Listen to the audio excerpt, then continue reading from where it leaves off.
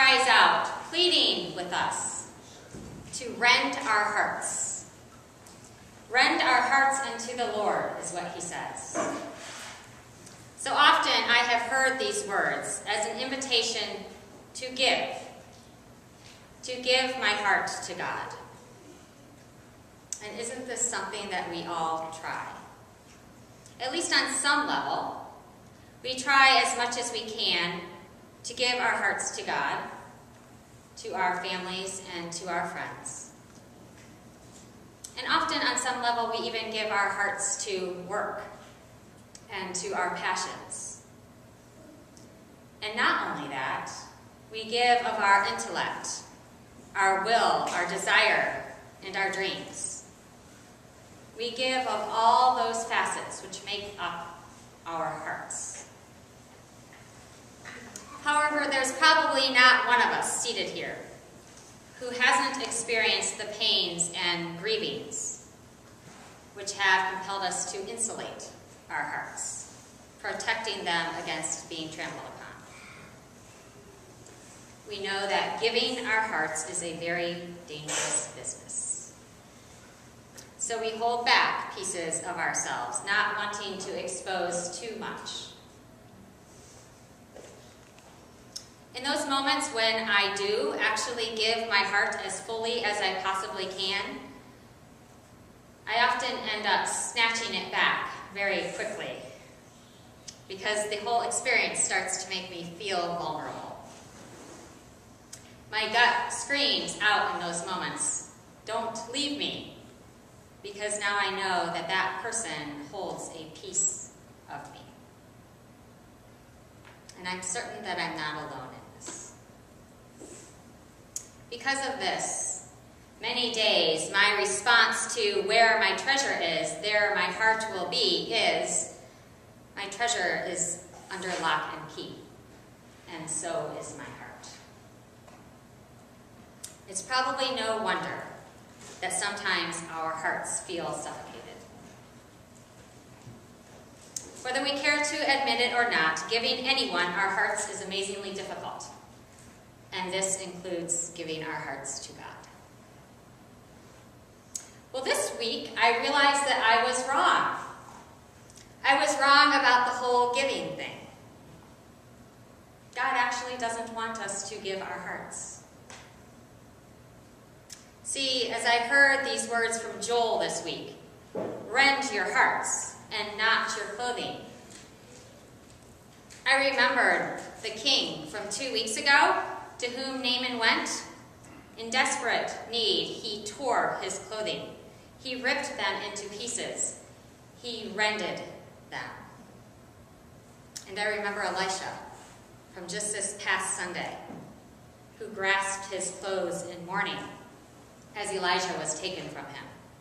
And he tore his clothes into 2 pieces. The Bible says he rended them.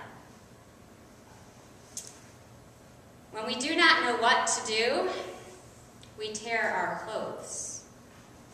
And God asks for something else. No longer rend your clothes. Tear not your clothes. But instead, the prophet Joel says to rend our hearts, to tear our hearts.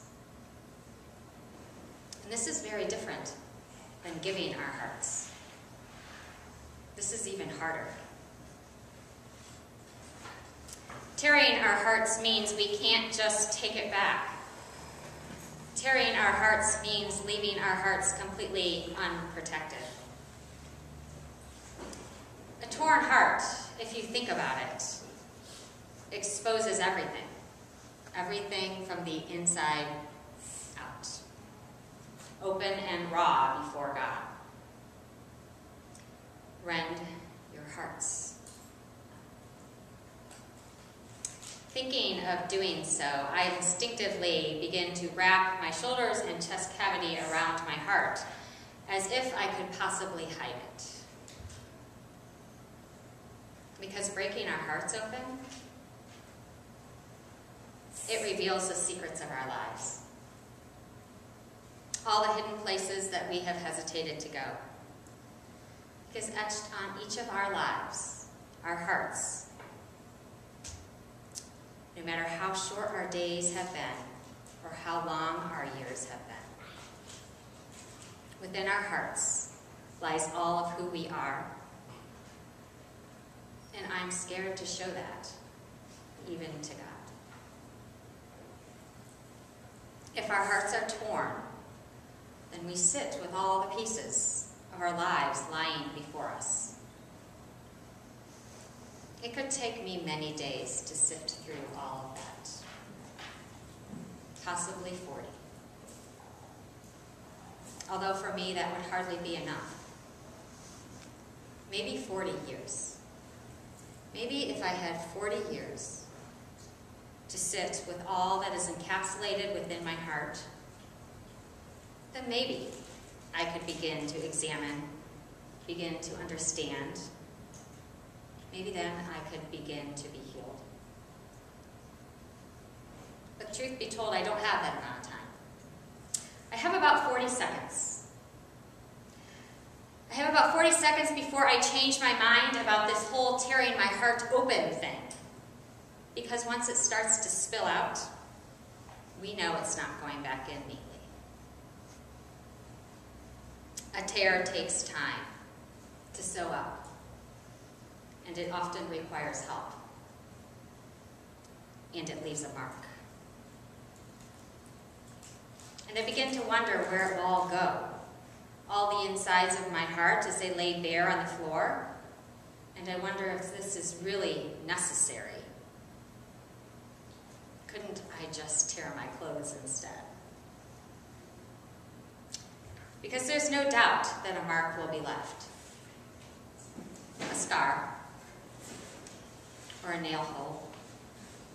These are the marks on God. God's heart's already been torn and marked. God's already laid it bare for us, inviting us to mix our heart's contents with His, tearing us and marking us with a cross of oil and a smudge of dirt. See, since the beginning of time, God's been pouring Himself out all over creation.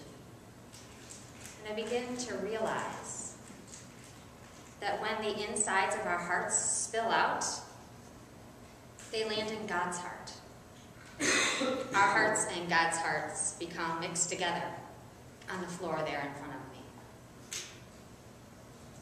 And there in that tearing and mingling, something new is concocted.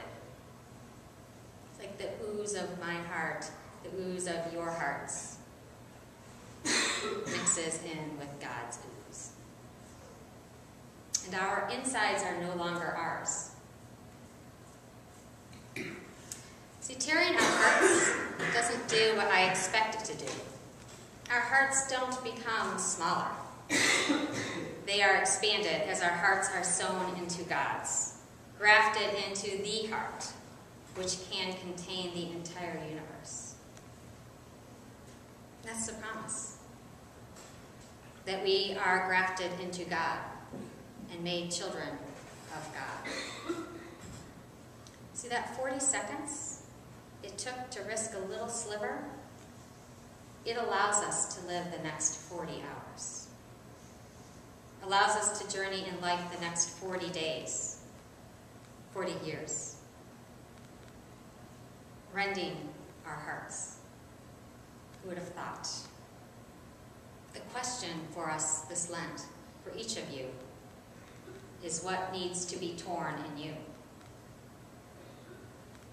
See, Joel and Matthew both beckon us to give in love, to pray with devotion, to weep with compassion, to refrain from indulgence.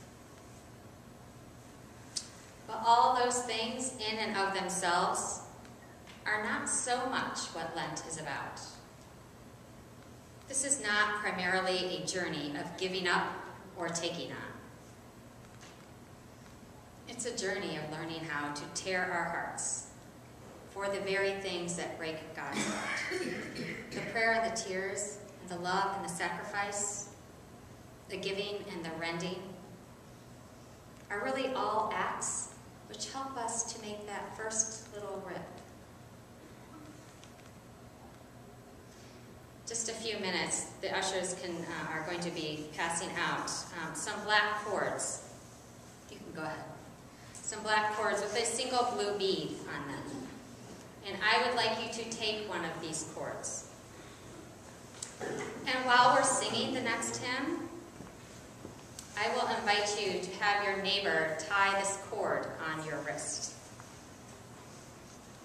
And I ask you to consider wearing it all during Lent as a reminder that you are indeed bound to God, because God has bound God's self to us. And I chose a black cord as a reminder of our mortality, that there are broken things in each of us that only God can heal. And strung on that cord is a single blue bead, as a reminder of God's promises to us in baptism. Never will He leave us, and never will God forsake us. And it is also a reminder that you have promised yourself to God. I'm certain that throughout these next 40 days, you will have your own thoughts about what this cord will symbolize for you. And indeed, in God, we have at least the next 40 million years, indeed forever, to journey with Him. And tonight is a step along that way.